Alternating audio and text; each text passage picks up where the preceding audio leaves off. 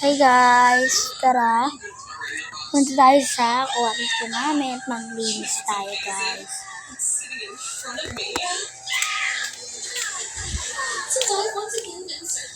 Maglinis muna tayo. Dito ako sa kwarto namin. Ang dumi guys. Sobrang dumi. Kaya, linis-linis muna.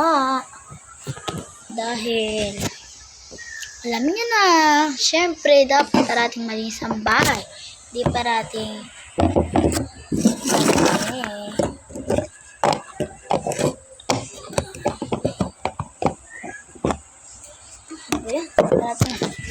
ano ba ito? Ito lang.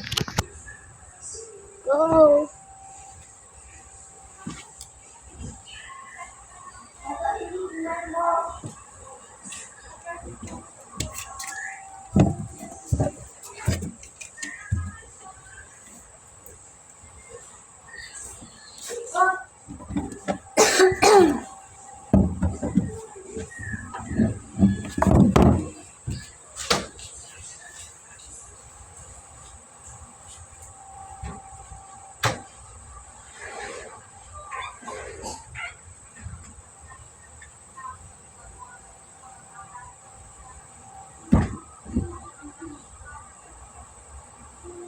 Laking comforter to guys.